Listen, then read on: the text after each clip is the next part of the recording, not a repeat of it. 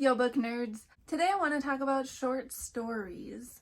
I don't know about you, but there's something about fall that just gets me in the mood for some short stories. I've read a few short story collections, and many of them I read in fall. And I don't know, something about just the length of the story, just be able to sit outside in short bursts and just take in a couple stories in the nice fall weather. I don't know. I don't know if that's just me, but I like it. And so I wanted to talk about some short story collections that I really enjoyed and maybe you want to pick up. Up first, I want to talk about Mark Twain. I actually have two collections of his short stories. I have humorous stories and sketches, and then I have The Mysterious Stranger and Other Stories. And I read this a long time ago. I don't even know how long ago I read this. It's been years and years. But I just read this last year. And they're super, super short. And the stories in them are fun. The one in here, some of them are a little creepier. So kind of good fall vibes. And the ones in this one, the humorous stories, they're just cute and fun and easy. And if you're trying to get into classics, trying some short stories by Mark Twain might be the best way to get into his works. Because if you jump straight into like Tom Sawyer or Huckleberry Finn, the language might be hard for you. It might be an adjustment. So taking some of his shorter works first might help. This next short story collection I read last summer for grad school, and that's Ancestor Approved Intertribal Stories for Kids.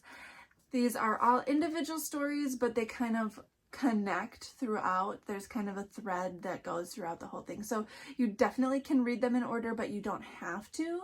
You get a little more out of it if you do read them in order, but each one can stand on their own. But these are a lot of fun. They're great for kids, obviously because it says for kids on them, but they're also great for me because I was very new to Native American culture, and this just gave me a tiny little taste of many different Native American cultures.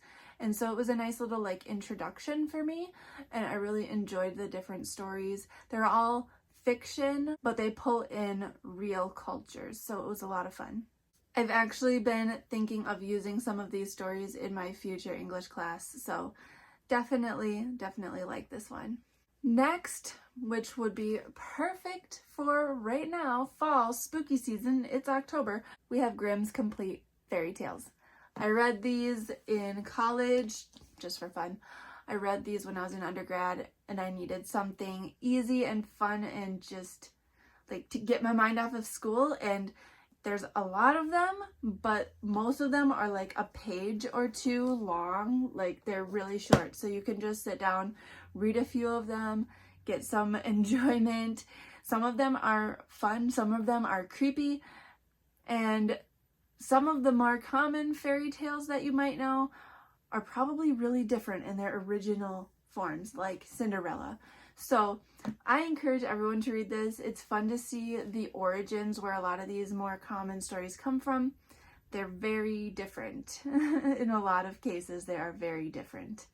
It's definitely a good option for a spooky read, especially like if you are reading stuff that's like really heavy right now.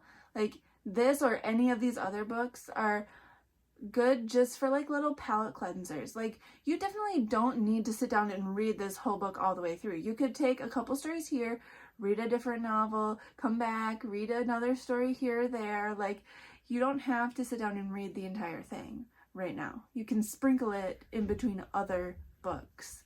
Next we have The Arabian Nights.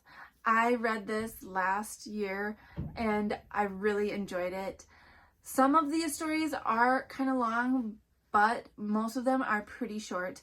Yes, this one, I'm kind of breaking the rules because it's not really a short story collection because the stories all kind of go together. This story is a framed narrative, so you have like an overarching story with all these short stories in the middle, but I'm still going to count it because many of these stories you could just read on their own and you'd get a lot of enjoyment out of them. You wouldn't have to read it with the framed narrative. I encourage you to, But again, this is a lot, so if you just want to take a couple stories here and there, I think that's totally fine. They're very enjoyable, and again, I read this in the fall, and I felt like it was a great time to read it. Like, I got a lot of fall vibes. There's some magic, some genies, you know, so fairies. It's like good magical kind of book, which is great for Halloween time, I think. And lastly, I don't know, again, if you would technically classify this as a short story collection, but I'm counting it here, and that is Ovid's The Metamorphoses. These are a bunch of stories. They're Roman mythology, and they're just so much fun. And oh my gosh, you know, these gods, they are not very nice. And some of these stories might take you longer to get through, but some of them are shorter. So, like, you could definitely sit down and read one at a time. And I think it's really nice having this kind of background, especially if you're someone that reads classics, because classics a lot of the time draw on these old myths. And so if you have read them, then you might get those references more. And it's just nice to have that, I think, because I'm an English nerd, so like I love literature behind the literature. So I definitely think that you could sit down, read a story a night kind of thing, and get some mythology under your belt. But anyway, that is all I wanted to talk to you about today. Those are not the only short stories I've ever read. These collections are just really good, and I really wanted to share them with you. So that's why I chose the ones that I did.